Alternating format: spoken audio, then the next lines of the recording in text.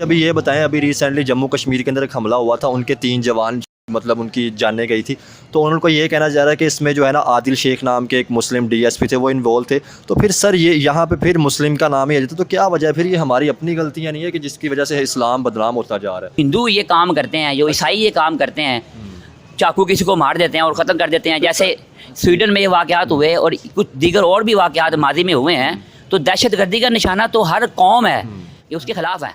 तो फिर आज यहूद और नसारा, उनके लिए तो कश्मीर जो है ना, वो इन दोनों मुल्कों बल्कि 3 बल्कि 4 कह लें, अफगानिस्तान, पाकिस्तान, चाइना और इंडिया, इंडिया के 4-5 मुल्कों के लिए जो है ना कश्मीर जो है ना, वो तनाज़े का मसला इसीलिए बनाया हुआ है ताकि ऐसी कमेटी क्यों नहीं बताते इंडिया, पाकिस्तान या अफगानिस्तान के साथ, ताकि हम इस दहशतगर्दी को हल कर? आपके सामने हमारे केपी के बाजौर या वजीरस्तान में जैसे धमाके होते हैं, हमारे ही भाई जो बच्चों को मारा जाता है, तो हम इस कमेटी बना के इसको हल क्यों नहीं कर पा रहे? तो भारत के ऊपर आतंकवादियों का अटैक होता है और उसमें मरने वाला एक शहीद है अभिमन्यु भट्ट, जो कि मुसलमान है। और कुछ दिन बाद पता लगता है कि एक आदिल शेख नाम के ही मुस्लिम ने गद्दारी करी। उसने उन आतंकवादियों से बातें करता था और उनको जानकारी देता था सेना की।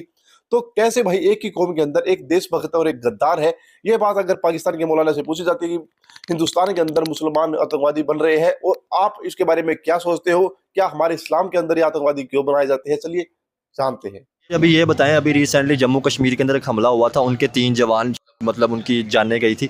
तो उनको ये कहना जा रहा है कि इसमें जो है ना आदिल शेख नाम के एक मुस्लिम डीएसपी थे, वो इन्वॉल्व थे। तो फिर सर ये यहाँ पे फिर मुस्लिम का नाम ही आ जाता, तो क्या वजह है? फिर ये हमारी अपनी गलतियाँ नहीं है कि जिसकी वजह से इस्लाम बदनाम होता जा रहा है? हिंदू ये काम करते हैं, जो ईसाई ये काम करते हैं, चाकू किसी को मार देते हैं और ख़त्म कर देते हैं। जैसे स्वीडन में ये वाक़यात हुए और कुछ दीगर और भी वाक़यात माजी में हुए हैं। तो दहशतगर्दी का निशाना तो हर कौम है, मगर वो कौमी सतह पर उसका ताल्लुक़ नहीं होता, वो इनफरादी सतह पर कोई ना कोई ज़ाती कमियाँ जो होती हैं बदले की सूरत में इनको उभारा जाता है कि बदला लो आप।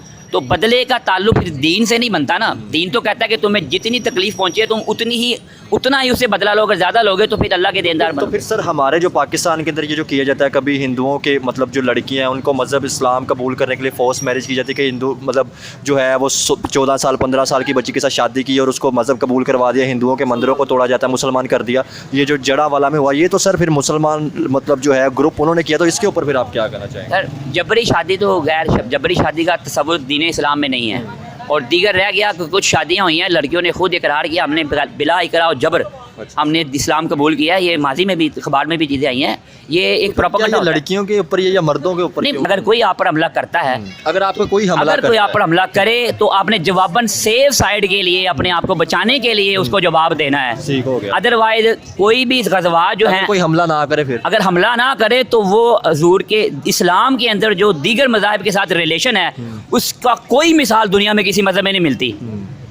ये हजूर ने हजूर की बारगाह में नजरान से एक ईसाइयों का वफद आया, उनकी इबादत का टाइम हुआ, उन्होंने कहा हजूर हम इबादत करना चाहते हैं। तो आपने मस्जिद नबी के दरवाजे खोले कि आप यहाँ अपनी इबादत करें। अच्छा, ये दीन की ऐसी इंटरप्रिटेशन है कि जो बताई नहीं जाती।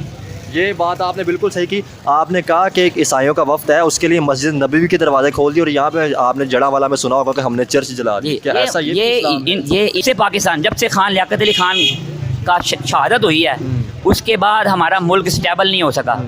क्योंकि सर हमने अलहदा तो इसलिए किया था ना, दो आइडियोलॉजी पे कि हम इस्लाम पे चलेंगे, इस्लामी जमहूरिया पाकिस्तान बनाएंगे, शरीयत लाएंगे। तो क्या ऐसा कुछ है? इस्लाम और जमहूरिया ये दोनों लफ्ज़ पाकिस्तान की बुनियाद में रखे गए, मगर इसकी इमारत में इन दोनों को नहीं डाला गया।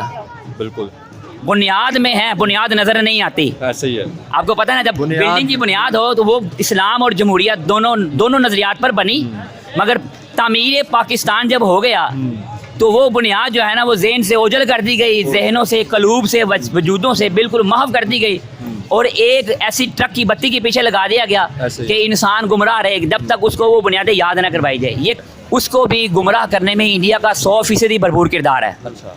इंडिया उनको हर तरह की फंडिंग फराम करता है, उनको माल देता है, मुआश देता है। जाहिर बात है कि हम दीनी तौर पर कमज़ोर हैं, ज़हनी तौर पर कमज़ोर हैं, इस्लाम से दूर है, जिसका फ़ायदा इंडिया उठाकर वो हमारे मसाए को हमारे खिलाफ एक दूसरे के आगे। तो फिर गलती तो हमारी है ना सर? यही हमने अपने दामन को गैर के आगे फैलाया है, तो वो अपने अंगारे इसमें फेंक रहा है ना। वो कहते हैं कि जैसे एयर बेसिस आपने दिए थे हमारे खिलाफ, उनको वो गुस्सा है, तो फिर सर किसी ना किसी ने तो उनके करीब आना था, क्योंकि वो जंग से निकले थे, उनको भी हेल्प की जरूरत है। सर जाहिर बात है बहुत से दानिश्वर, ये जो मुशर्रफ दौर में जो ये बेसिस दी गई थी, जर्नलिस्ट ने at least- बांगे दोहल जो है इस चीज़ को बिल्कुल मेक श्योर कर रहे हैं कि ये गलती थी, और बहुत से तजियाकार भी इस पे अपने कमेंट्स दे चुके हैं। इमरान खान खुलकर ये चीज़ें कर चुका है, तो इसमें तो कोई दो राय नहीं है। जब आप अपनी सरजमीन किसी दूसरे के लिए खिलाफ इस्तेमाल करोगे तो उसमें नफरत पैदा होगी, और क्या- अफगानिस्तान के लिए इस्तेमाल हुई क्या ना। अफगानिस्तान मुसलमान नहीं थे सर, हमेशा? वही हमने क्या, मैं सीरिया आपकी इराक बात की से तो इत्तेफाक बात कर रहा हूँ। ताकतें जो है बस कौम को तरक्की नहीं करने देती, तो फिर इस कौम के साथ ही एक मुल्क है इंडिया, क्योंकि उसकी बात फिर करना पड़ती, क्योंकि हमेशा हमने उसको दुश्मन भी कहा, तो फिर वो कैसे तरक्की करेगा? सर बात ये है कि क्योंकि हमसे ज़्यादा तादाद वहाँ पे भी मुसलमान इंडिया होती है। के ऊपर इंडिया के जो हालात और पाकिस्तान के सियासी हालात बिल्कुल डिफरेंट हैं। दहशतगर्दी का मसला तो इंडिया पाकिस्तान के या अफगानिस्तान का भी अब चलना शुरू हो गया, तो सर हम ऐसी कमेटी क्यों नहीं बताते इंडिया पाकिस्तान या अफगानिस्तान के साथ, ताकि हम इस दहशतगर्दी को हल कर सकें? आपके सामने हमारे KP के बाजोड़ या वजीरस्तान में जैसे धमाके होते हैं, हमारे ही भाई जो बच्चों को मारा जाता है, तो हम इस कमेटी बना के इसको हल क्यों नहीं कर पा रहे सर? सर 2 बार आपको पता है अमेरिका के सदर ने 2 बार इसमें सालस बनने का जो है वो गलती से उसने कह दिया, तो आपको पता है उसको कितना भुगतना पड़ा, इंडिया की तरफ से प्रेशर उसको आना पड़ा। क्यों बन रहे हो सालस? सऊदीया ने भी बात कई दफा जो है ना वो इंडिया सालसी की का तरफ से किरदार- आया? इंडिया की तरफ से आया ना। तो वो तो कहते हैं कि हम पाकिस्तान को कहते हैं कि हम दहशतगर्दी अमेरिका, बात ये है कि जो सेकंड लास्ट सदर था ना इंडिया का, मनमोहन ट्रम्प, सिंह। नहीं इंडिया का नहीं, अच्छा, अमेरिका का ट्रम्प, डोनाल्ड ट्रम्प, उसने ये सालसी के लिए जो जुमला कहा था ना, बेसिकली वो अमेरिका की पॉलिसी के खिलाफ था। जो उसकी बेसिक पॉलिसी जो बनी हुई है ना, ये उसके खिलाफ है। तो फिर आज यहूद और नसारा, उनके लिए तो कश्मीर जो है ना वो इन दोनों मुल्कों बल्कि 3 बल्कि 4 कह लें आप, अफगानिस्तान, पाकिस्तान, चाइना और इंडिया, इंडिया के 4-5 मुल्कों के लिए जो है ना कश्मीर जो है ना वो तनाज़े का मसला इसीलिए बनाया हुआ है ताकि ये एक ना हो सके। अगर ये उनको उन्होंने पेशन गोइयाँ सुन रखी हैं, देख रखी हैं कि एशिया के अंदर एक ऐसी पावर बिल्ट होगी कि जो टक्कर देगी यूरोप और अमेरिका और ईसाई और यहूदियों को। वो किसी सूरत में इसको बिल्कुल स्टेबल हालत में नहीं रखना चाहते। देखे ना सर, पाकिस्तान ये थे पाकिस्तान के मदरसों के जाहिल मौलाना साहब। भाई इनको कुछ बात बताई गई, लेकिन इन बात को घुमा फिरा के भाई घुमाने में इतने एक्सपर्ट है पाकिस्तानी, बस पूछो मत। दोस्तों आपको पता है 15-20 दिन पहले अटैक हुआ था जम्मू कश्मीर के ऊपर आतंकी, जिसके अंदर हमारे 3 जवान 3 सैनिक शहीद हो गए थे, जिसमें से एक थे DSP अभिमन्यु भट्ट। और भाई वो खुद एक मुसलमान है, और आज पता लग रहा है, कुछ दिन पहले पता लगा, इन्वेस्टिगेशन चल रही है कि आदिल शेख नाम के एक और जम्मू कश्मीर पुलिस के DSP जो है आतंकवादियों से बातें करते थे, उसकी फंडिंग से मतलब उनसे पैसे लेते थे, उनको सेना की जानकारी देते थे। तो यहाँ पर भाई मुसलमान, हमारे देश का मुसलमान, हमें पर गर्व है भाई, अपने प्राउड करते हैं हम अपने भारत के मुसलमानों के ऊपर, सिखों के ऊपर, सभी के ऊपर प्राउड करते हैं।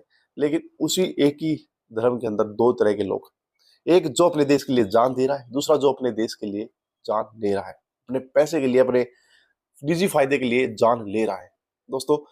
लेकिन पाकिस्तान के लोगों से बात पूछी गई तो भाई उन्होंने बोल दिया कि मुसलमान तो कभी अटैक करते नहीं है, ये तो हर कौम के लोग करते हैं। अरे भाई, हमें तो जन्नत के सपने नहीं दिखाए गए, जिसको सपने दिखाए जाते हैं वही करते हैं, और आपकी ही कौम में वो लोग हैं। यार मुझे बहुत अफसोस हुआ था, कितना मतलब अफसोस तो क्या यार, मतलब बहुत शर्मिंदगी भी, मैं मतलब प्राउड बोलूँगा यार, क्या बोलूँ, समझ नहीं आ रहा उस वर्ड को, जब हमें पता लगा कि हुमायूं भट्ट, जो लोग मुसलमानों पर उंगली उठाते रहते हैं हिंदुस्तान के ऊपर कि आतंकवादी आतंकवादी, और खुद एक मुस्लिम DSP अपनी जान दे देता है अपने देश के लिए, तो बहुत प्राउड का मूवमेंट था। लोगों के मुंह बंद हो गए थे, लेकिन लोगों के मुंह फिर से खुल गए जब आदिल शेख नाम के DSP के बारे में चर्चा चल रही है कि ये धोखेबाज है, गद्दार है, इन्वेस्टिगेशन में पता लग जाएगा क्या चल रहा है अभी। तो भाई बड़ा अजीबोगरीब घटना है।